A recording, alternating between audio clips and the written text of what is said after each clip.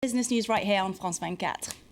And it's now time to take a look at what's grabbing the headlines here in France. A lot of focus on François Hollande's visit to the US. Florence Villeminot has more on this. That's right, Aurore. It's the third day of his visit, and François Hollande is headed to the West Coast. Now, this is where a lot of tech companies are set up. And La Croix, the Christian paper, takes a closer look at the Silicon Valley and how it is a French dream. And La Croix takes a closer look at a lot of the French companies that are set up there. Now, according to La Croix, this visit is part of Hollande's new strategy to cozy up to businesses in an effort to boost competitiveness and create jobs. And Le Monde newspaper tells us more about the French expats that Hollande are going to meet during his trip to San Francisco. That's right. Le Monde says that the people that Hollande are going to meet, well, they're happy. According to Le Monde, this is the country of the happy Frenchies. Now, about 60,000 French people live in the Bay Area. And according to this article, unlike many of their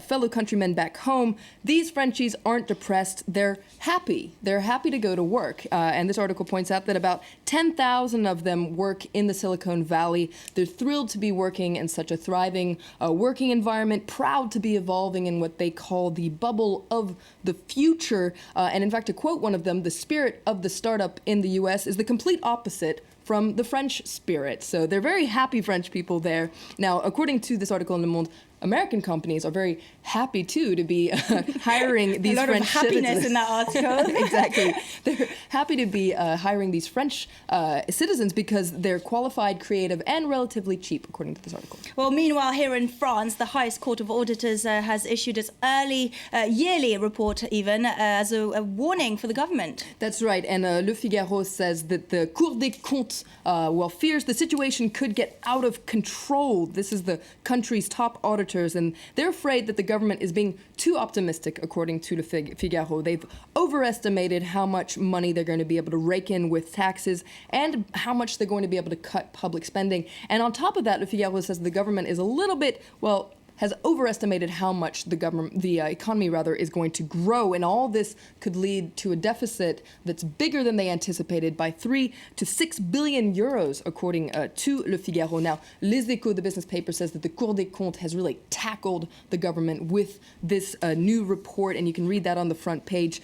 Le Parisien points out that the Cour des Comptes, so this auditor, wants to point the finger at some areas that the government can, save a little bit of cash. And one of those areas is the National Rail Service, the SNCF. Now, this article points out that people who work for the SNCF, whether they're active or retired, they get to travel for free. And this article says there's nothing shocking about that. But so do their family members, and they get so many discounts that it's practically free for them as well. In total, about 1.1 million people benefit from free travel in France. So this article and the Cour des Comptes are saying this is an area where the government could really save a lot of money. Well, the far-left newspaper L'Humanité is rather skeptical about the court's report. That's right. It's really critical of the Cour des Comptes as an institution and points out that its powers have really been extended over the last couple of years, and it really has a lot of power on the president. It has a lot of influence on the president. But according to this article, it also isn't as neutral as it pretends to be. It has a hidden agenda, and that's to push for austerity measures from the government. And finally, we've got just a few days before Valentine's Day, and Libération takes a look at 100 years of personal ads. That's right. Now, a lot of papers and magazines have personal ads, or articles from the lonely hearts, as Stephen told me it's called. Now, Chasseur... Not from personal experience.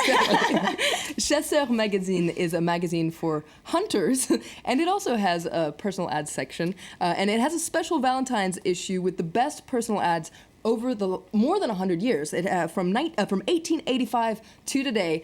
They're really great to read, and you can learn so much about the way people used to be, the way they used to think about love and marriage, etc. And you can see through history how things have changed as well. Some of them saying that, they'll be willing to date someone who was injured during the war, etc. My favorite one, though, is just a simple one that says, "Whoever marries me won't be disappointed." So very straight to the point. It's a good promise. If you need some inspiration, check out Chasseur magazine. Yes, you can always read that during your spare time, Stephen. All right, thank you so much. That was the press review with Florence Villeminot. We're going to have a short break now. Coming up in Focus, convincing the US that France is high-tech friendly. French President Hollande is heading to Silicon Valley later to meet with investors, hoping to boost business ties. Don't go away.